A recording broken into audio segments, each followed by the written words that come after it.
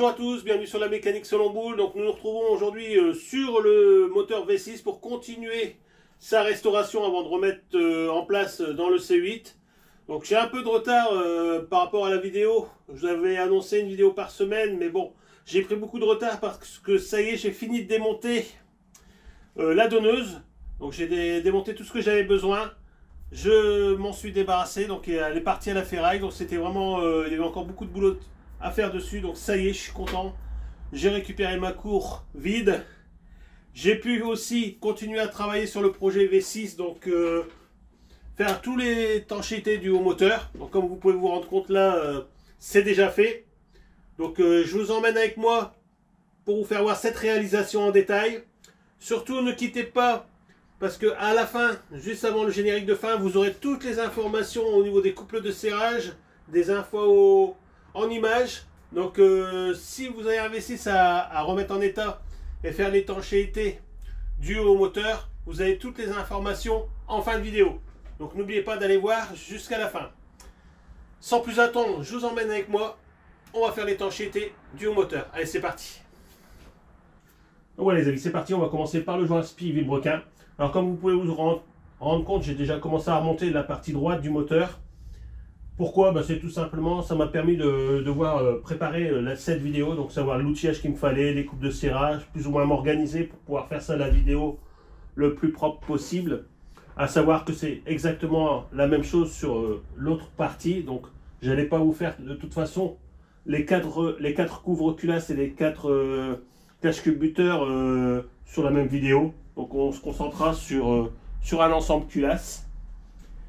Que dire d'autre? J'ai commencé à remettre mes galets tendeurs, mes supports que j'ai nettoyés, tout ça. Alors j'avais prévu de changer le joint de l'admission. Alors à savoir que si vous êtes comme moi, vous commandez le joint, sachez qu'il est en 2 parties, donc il faut commander 2 fois le joint pour le connecteur d'admission. Voilà, donc moi j'en ai reçu un seul, et du coup ça fait un côté. Donc c'est pour une culasse. Donc, si vous êtes comme moi, vous devez commander le joint de collecteur, enfin la pipe de collecteur qui est juste là, qui relie les 2 culasses, à savoir qu'il faudra commander 2 fois le joint.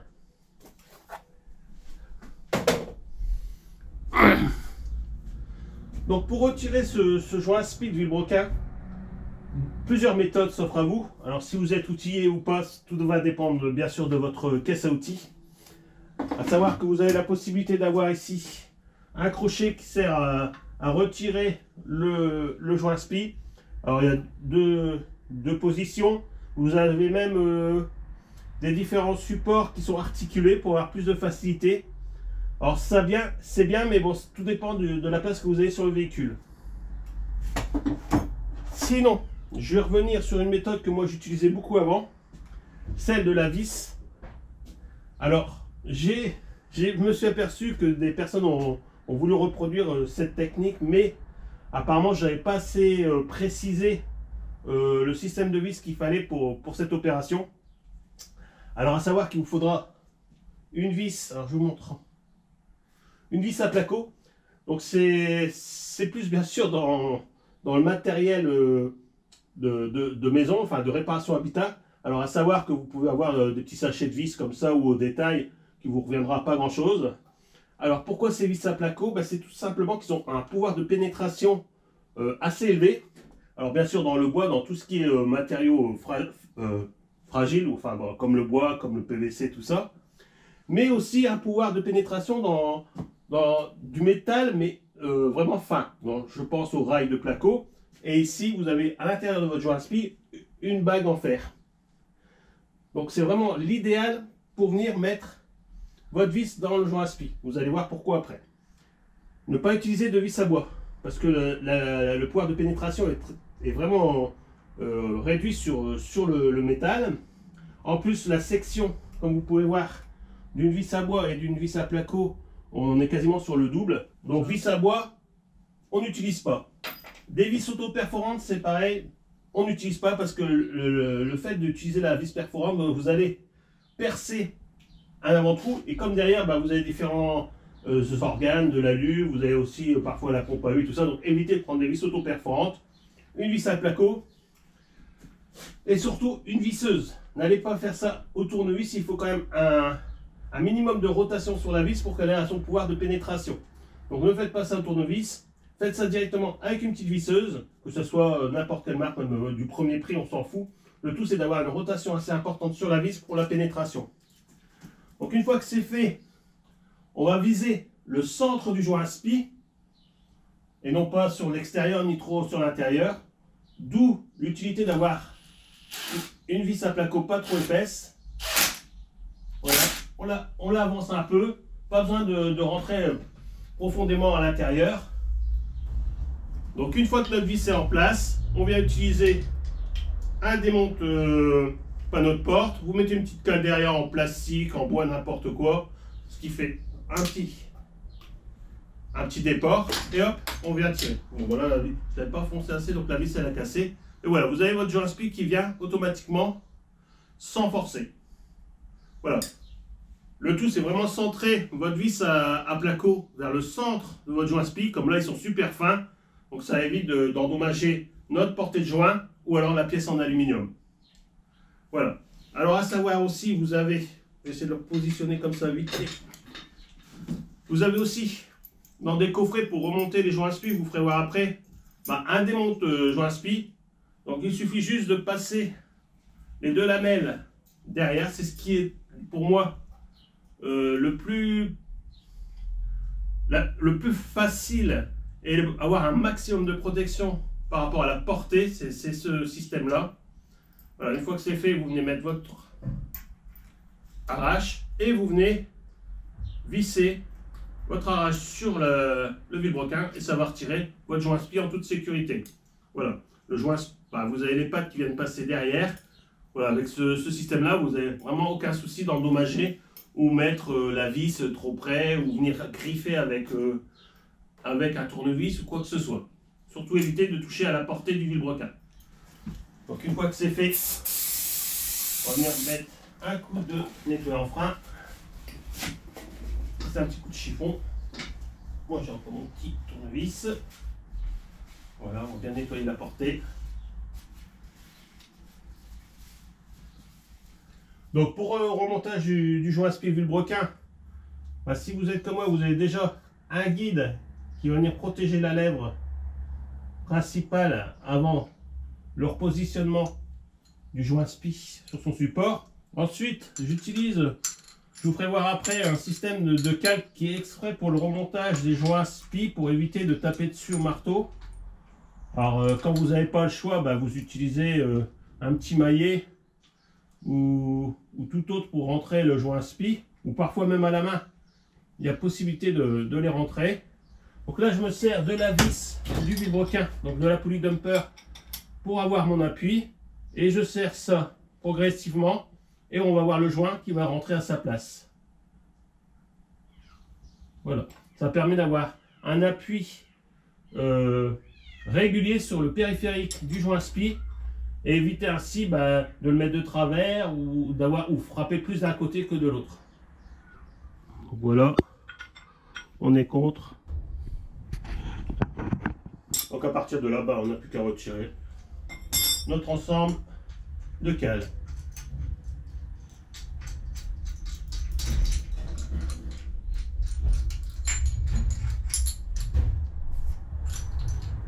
Voilà, notre joint spi est en place. Donc on s'assure quand même que on a le même épaulement sur le périphérique. Si c'est le cas, c'est fait. Donc là, notre joint spi est mis. J'ai remonté le pignon. Je vous mettrai le coupe de serrage à la fin ou dans la description comme d'habitude. On se retrouve là-haut pour remettre les arbres à cam et les poussoirs hydrauliques. Allez, c'est parti. Donc voilà, c'est parti pour le remontage de nos poussoirs, de nos arbres à cam, nos paliers et nos couvre-culasses. Alors, je vais faire avec vous le premier entièrement en détail et après je passerai le deuxième en accéléré pour que voilà, ça soit pas trop long dans la vidéo. Le but c'est que vous voyez bien l'ensemble. Alors à savoir que j'ai les coupes de serrage avec les ordres précis pour pouvoir remettre les paliers d'arbre à cam sans casser l'arbre à cam ou sans détériorer les paliers, parce que voilà, vous avez un ordre à respecter. Donc on va piger notre arbre à cam avant de le remonter, vous allez voir, et après il suffit de suivre l'ordre de serrage, et on va avoir nos chapeaux, enfin nos paliers qui vont venir se mettre en contact avec la culasse, et comme ça vous n'avez aucun souci d'engendrer des casses au remontage. Voilà, donc dans tous les cas je vous mettrai ça sur la vidéo, soit après, avant, je ne sais pas encore comment je vais faire, mais vous aurez toutes les informations. Donc voilà, c'est parti pour le remontage des poussoirs hydrauliques. Donc avant, je vais vous montrer. Moi, depuis qu'ils sont démontés, ils sont dans un bain d'huile. Donc je les ai repérés par ordre de culasse et aussi par ordre de pose. Donc 1, 2, 3, 4, 5, 6. 1, 2, 3, 4, 5, 6 vers l'arrière. Donc c'est vrai qu'ils sont peut-être inversés au niveau de la position, mais je sais que le 1 est ici, puis ainsi de suite. Donc vous inquiétez pas si vous voyez des autres poussoirs hydrauliques, c'est ceux du moteur mon deuxième moteur que j'ai, la donneuse. Donc du coup, comme je les ai démontés pour voir l'état des arbres à cam, je les ai mis dans le bain d'huile. Donc c'est pareil, à chaque fois que j'ai mon dépoussoir hydraulique, je les mets dans un bain d'huile.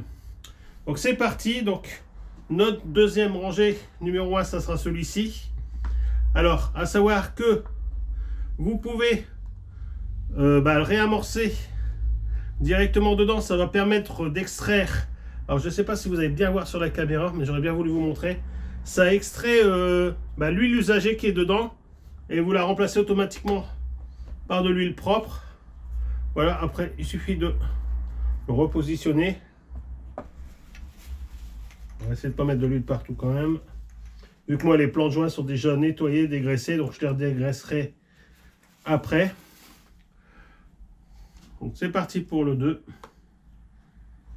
Donc vous appuyez dessus et ça va automatiquement chasser l'huile usagée puis remettre de l'huile, on va dire propre. Donc on va réamorcer comme ça.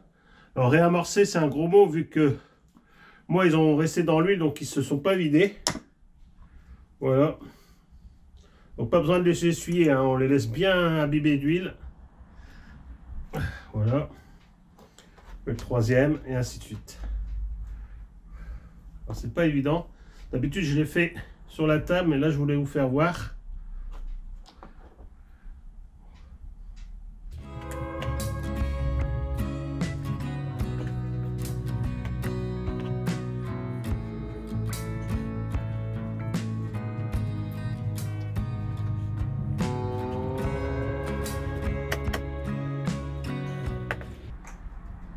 Voilà le cinquième et le dernier.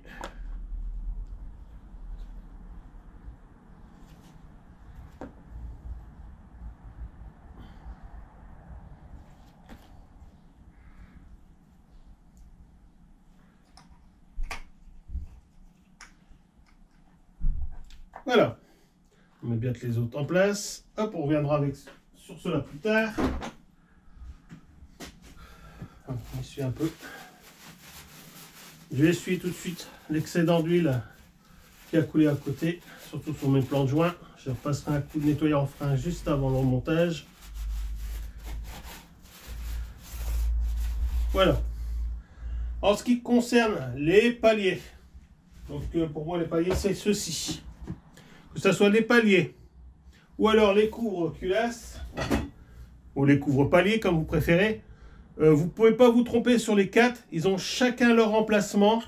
Vous ne pouvez pas en mettre un modèle avec un autre, c'est-à-dire que ils ont bien fait la chose, ils ont fait en sorte que les vis correspondent automatiquement couvercle avec palier. C'est-à-dire que si je prends mon couvercle en PVC, je ne pourrais pas le remonter. Et ça, c'est valable pour les quatre paliers. Aussi bien aussi au niveau des arbres à cam. Les 4 arbres à cam sont différents, même sur les deux classes. C'est-à-dire qu'on a une classe qui est un peu plus petite, ça se voit pas comme ça, mais on a une classe qui est un peu plus petite que l'autre. Donc du coup, les arbres à cam sont plus courts. Et forcément, avec le système de déphasage, ou ici avec le capteur qui est mis en bout d'arbre à cam, vous ne pouvez pas vous tromper. Donc n'ayez pas peur, si vous n'avez pas repéré au démontage, dans tous les cas, il n'y a pas de souci. Donc avant de positionner l'arbre à cam, je vais nettoyer les supports. Je vais mettre un peu d'huile de montage Donc si vous n'avez pas d'huile de montage, vous pouvez mettre de l'huile moteur. Mais comme moi, il va mettre un certain temps avant de retourner, je préfère monter ça au moins au niveau des paliers d'arbre à cam avec cette graisse de montage, cette huile de montage. Voilà.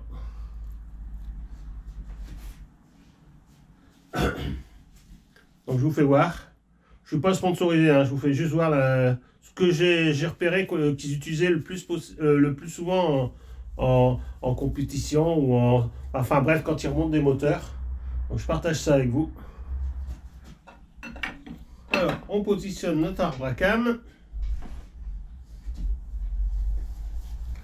Pareil, comme il était dans un bain d'huile, forcément il y a de l'huile partout. Voilà, je vous invite à aller revoir la vidéo précédente où on pouvait voir l'état comment ils étaient et comment ils sont devenus aujourd'hui. Donc là, on a notre arbre à cam qui est posé, mais on ne sait pas encore vraiment son orientation. Donc on va se servir de la poulie de déphasage. Voilà, on va venir la mettre dessus. Voilà, donc forcément, on va venir la mettre dans son logement.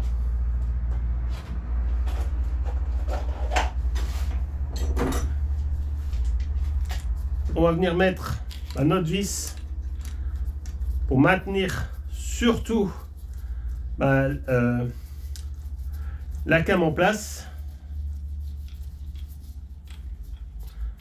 Donc on va venir visser, c'est surtout pour maintenir l'ergot au niveau de l'arbre à cam pour pas que ça tourne et puis qu'on se rende pas compte qu'il soit pas à sa position. Donc on fait pas de coupe de serrage, hein, on vient juste mettre la vis contre, voilà. On vérifie que notre poulie d'arbre à cam ne tourne plus, donc là c'est bien le cas, et on va venir la piger. Donc on va venir mettre notre pige à sa place. Alors si je trouve le trou, voilà. Donc là on sait, alors je vous fais voir.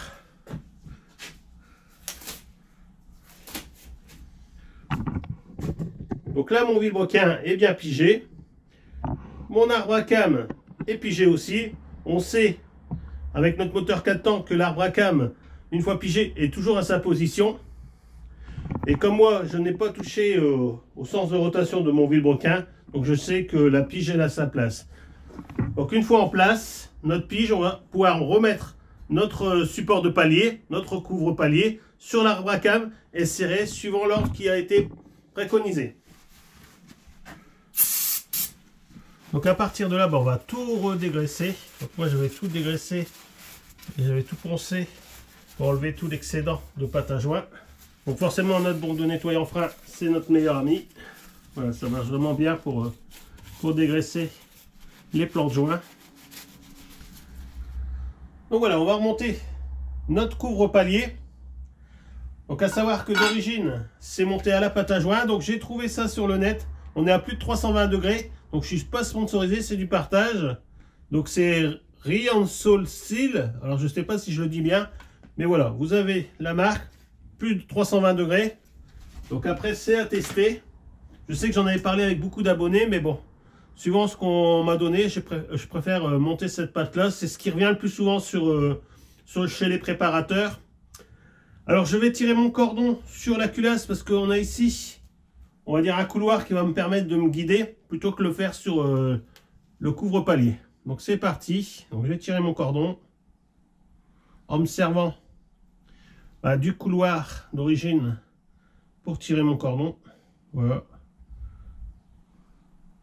Alors comme c'est pas évident de doser au niveau de la pâte à joint, je l'étalerai quand même un petit peu comme d'habitude. Voilà, je ne vais pas changer mes habitudes.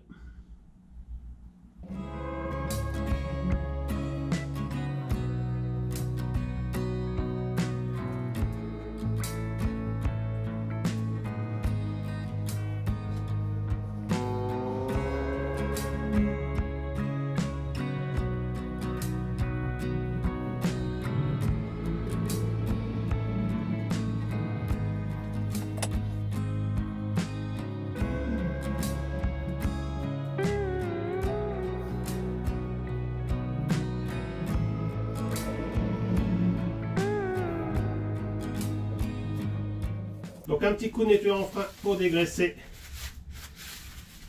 notre support de palier.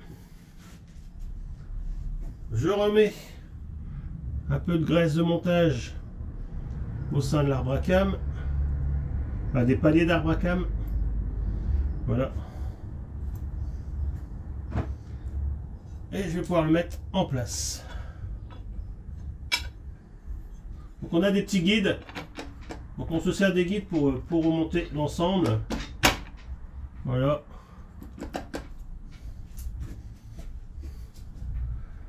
On vérifie qu'on est bien en place. Hop.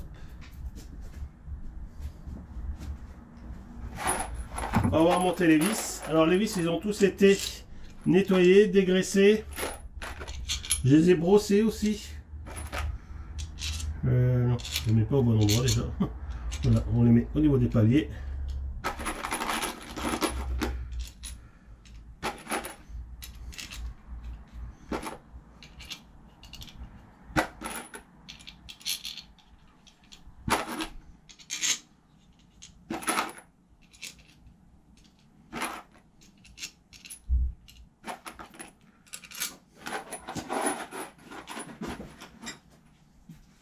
Donc, je vais les avancer un peu à la main. Voilà, les faire prendre correctement sur plusieurs filetages.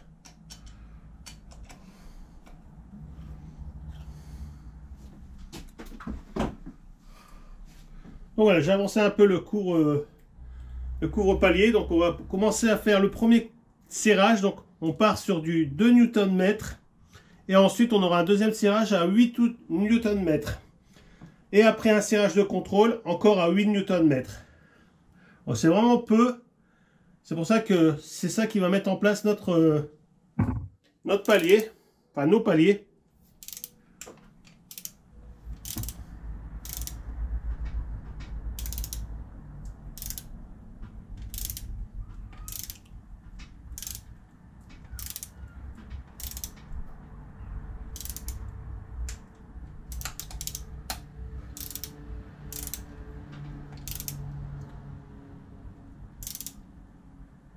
On va aller mettre doucement parce que c'est vraiment pas beaucoup.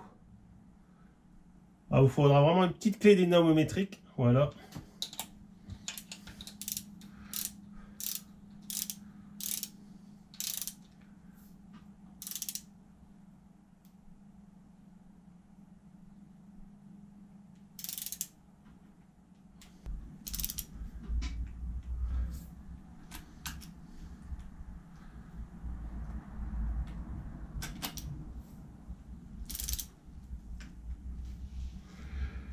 Alors 8, 9, 9, j'ai pas mis la vis.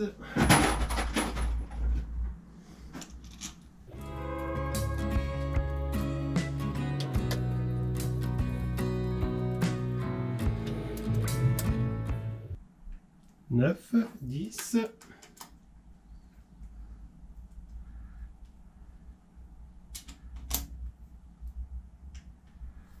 Et 11. Ah non, il y a 11 et 12, pardon. 11. Et la dernière, la 12e. Voilà. Donc notre premier serrage est fait. On commence à voir le petit bourrelet de pâte qui sort. Donc c'est bon signe, ça veut dire que tous nos paliers sont en contact. Donc là on va faire le deuxième serrage à 8 Nm. Donc c'est parti pour 8 Nm. Donc on reprend notre ordre. Donc là je ne les marque pas forcément vu que je suis l'ordre. Voilà. Donc là c'est un peu plus serré déjà.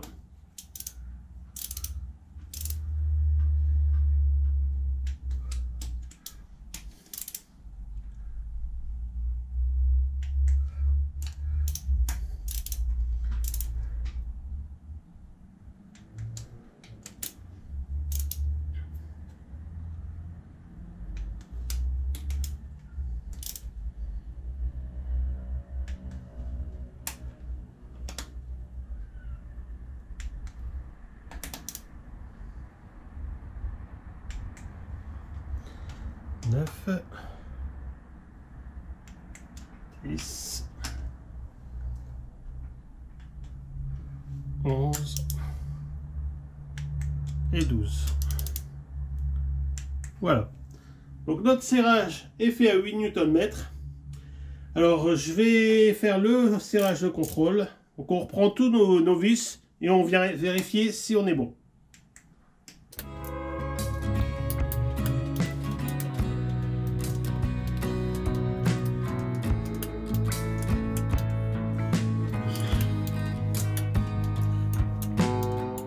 Donc voilà, en ce qui concerne notre couvre-palier, ça y est, c'est fait, c'est au serrage. Donc moi, je dégraisse. Hop, fais attention de ne pas perdre du papier à l'intérieur. Voilà. Donc je dégraisse un coup et on va pouvoir remettre tout de suite. Alors je vous conseille de mettre tout de suite votre couvre-culasse. Pourquoi? C'est tout simplement que vous avez des longues vis qui prennent en même temps le couvre-palier.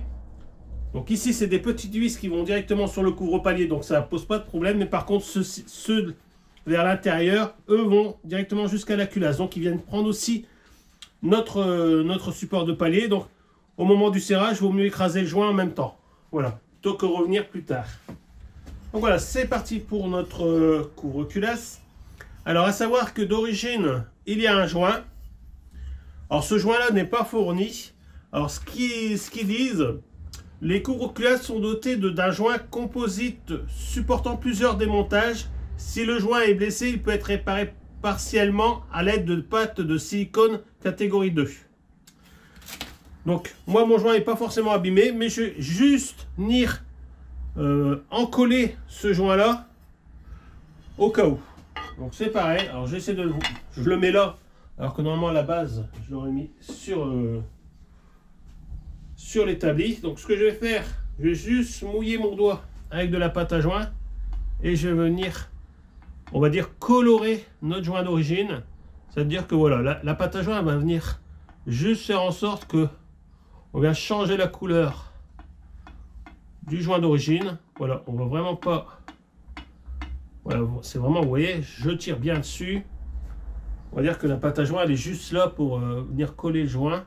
Et bien sûr, s'il y a un petit peu, on va dire, une petite fissure ou toute autre blessure, ça sera automatiquement réparé par notre petit surplus de pâte à joint. Voilà. Ne vous inquiétez pas au moment que je vous fais la vidéo, je vais essuyer tout de suite ça après, tout ce qui aura débordé. Voilà. Voilà. C'est parce que j'essaie d'aller le plus vite possible.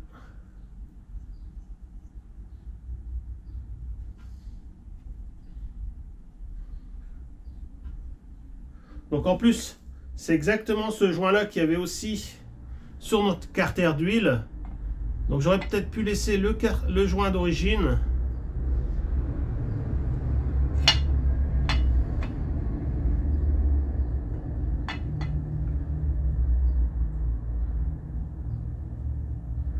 Donc en plus, c'est exactement ce joint-là que j'avais d'origine sur notre carter d'huile.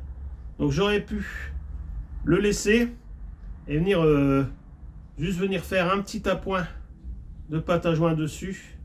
Voilà, vu qu'on peut y faire plusieurs démontages.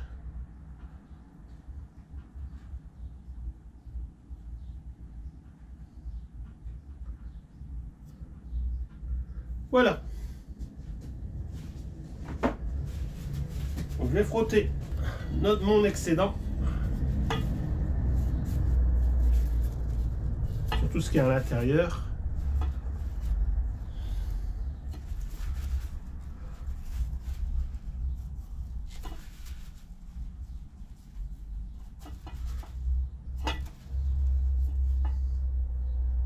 Voilà. Donc vous avez vu, hein, c'est vraiment le plus léger possible. C'est juste dire coller notre joint. Donc, on ne peut pas se tromper. Voilà. Alors je vais mettre les vis. Alors les vis, forcément, je les avais rangées par catégorie. Ici, couvre alu.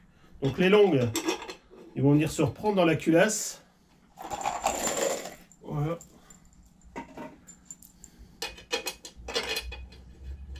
Et les petits, c'est pour cette partie supérieure qui vient se loger directement dans nos chapeaux de palier.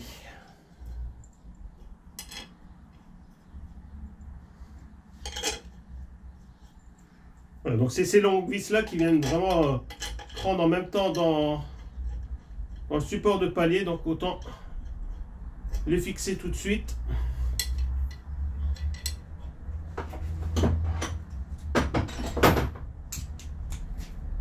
Alors, je vais les avancer un peu à la main.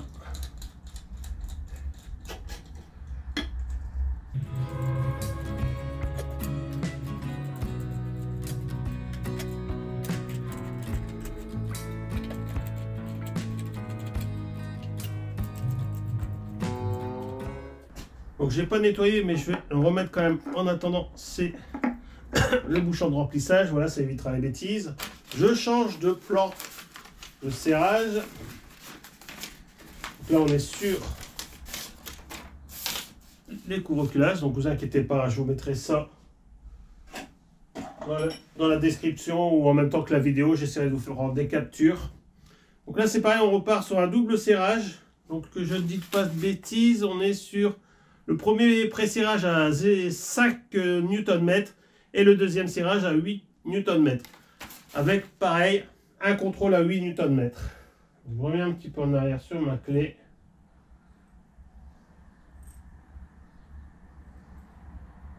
Voilà. C'est parti. Pardon. Donc 1, 2, 3, 4,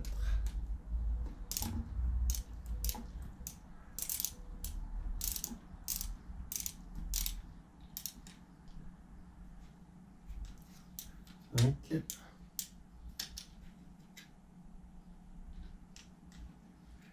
6,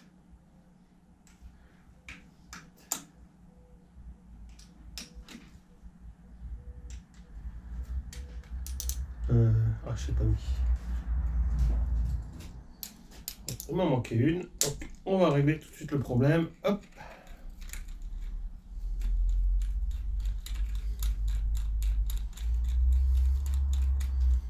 Voilà.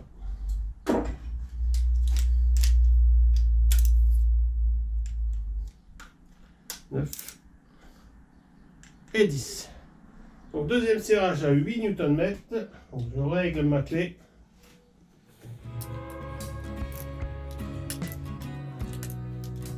Donc c'est avec de 5 à 8, il n'y a pas grand chose.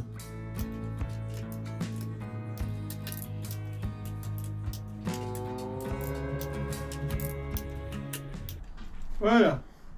Et je vérifie mon serrage à 8. Donc, à 8, je suis bien à 8. C'est parti. Bon.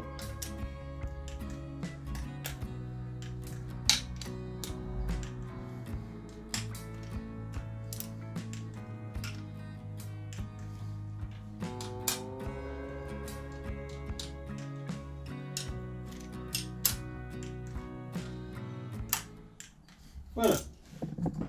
Donc à partir de là, on va pouvoir retirer notre poulie de déphasage, donc notre poulie d'arbracane. Arbracane d'admission. C'est vrai que je n'avais pas précisé.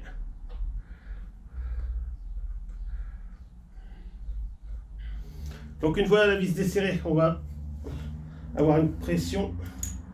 Donc, je retire ma pige et je vais pouvoir retirer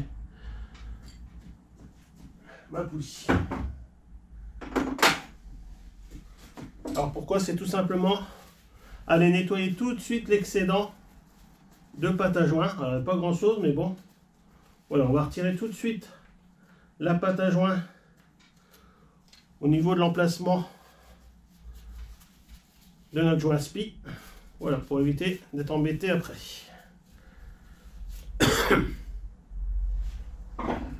Donc, je vais vous faire voir le résultat. Vous voyez, on a un petit bourrelet de pâte qui s'est fait sur le périphérique, donc vraiment léger. Voilà, on est vraiment sur quasiment l'origine. Hein. Voilà, et là nous avons notre couvre-culasse qui s'est mis en place. Voilà, on voit bien qu'il n'y a pas de bourrelet de pâte qui sort. Donc c'est juste ce qui est collé. Voilà, donc je vous fais le deuxième en accéléré. C'est parti.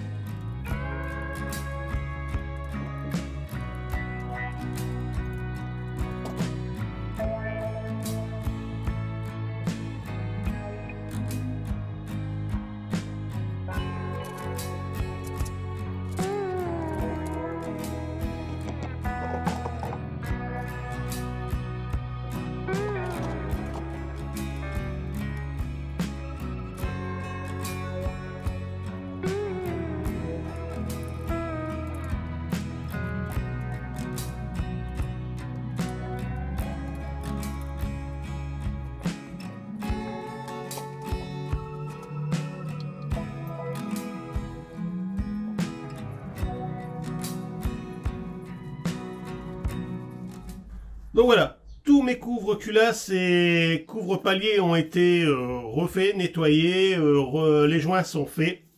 Donc maintenant, il faudra voir si dans le temps ça résiste bien, si c'est vraiment le gros défaut de ces moteurs-là, c'est l'étanchéité du haut moteur.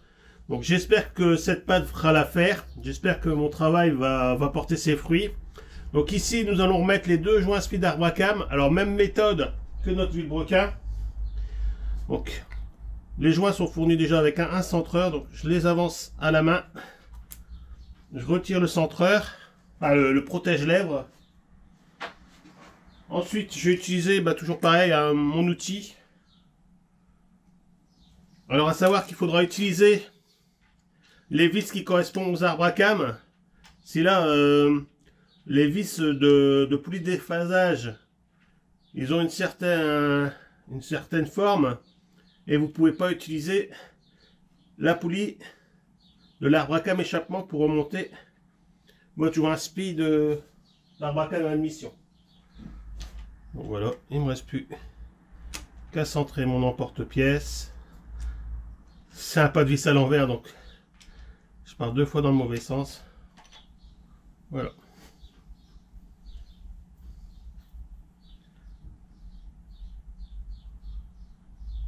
Voilà.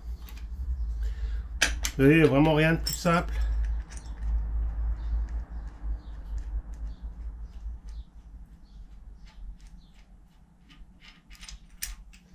Voilà. Hop, on vérifie notre épaulement. On est bon. On fait le deuxième. Donc je change de vis. Je garde mon système de cale. Donc si vous n'avez pas vu, on a des vis creuses pour le passage de l'huile pour les poulies de déphasage. Et on a des vis pleines pour les Arbracam traditionnels.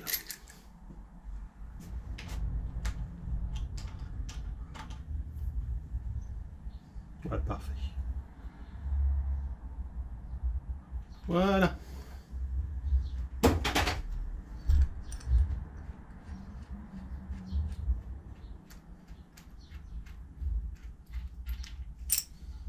épaulement. Parfait, pas besoin d'enfoncer le joint jusqu'au bout non plus. Donc voilà les amis, ça y est, nos cours Oculas sont mis en place. Alors j'espère que l'étanchéité avec cette pâte à joint va faire des miracles. À savoir que c'est un gros souci sur ces moteurs là, c'est l'étanchéité des couvre Oculas et surtout des couvre paliers qui ont tendance à fuir avec les kilomètres. Donc prochaine étape, je vais remettre le cache. Donc ici moi il est en train de sécher parce que vous avez un joint d'étanchéité qui est sur la partie dos. Et comme il était juste décollé, je l'ai recollé. Donc j'attends que ça sèche pour le remonter avant les poulies. N'oubliez pas surtout. Par contre sur le deuxième, j'ai dû refaire le joint complètement avec de la pâte à joint. Tout simplement parce que le joint était parti. Et comme il y a une étanchéité à faire au niveau de notre carter distribution, donc j'ai préféré refaire un joint en pâte à joint. Donc en ce qui concerne nos couples de serrage des poulies d'arbre à cam, à savoir que vous avez deux méthodes. Une méthode avec un serrage angulaire, donc il y aura un premier serrage à faire à 20 Nm et ensuite un serrage angulaire de 57 degrés. Donc dans tous les cas, je vous mettrai toutes ces valeurs dans la description en dessous de la vidéo. Ou alors vous avez une deuxième méthode directement au couple avec un serrage de 80 Nm. Donc vous pouvez serrer vos arbres à cam directement au couple à 80 Nm, ou si vous préférez la partie angulaire, vous le faites à l'angulaire. Je vous mettrai toutes les valeurs dans la description comme d'habitude. Donc moi, prochaine étape, carter, les deux poulies. Le serrage, je le ferai, même mes 5 vis en même temps, si j'ai encore la vis Villebrequin à faire. Qui est des coupes de serrage, je les ferai sûrement hors caméra avec Nolan. Donc à partir de là, il me reste la distribution. Donc j'ai déjà fait un tuto sur la distribution, donc je vous mets le lien en haut.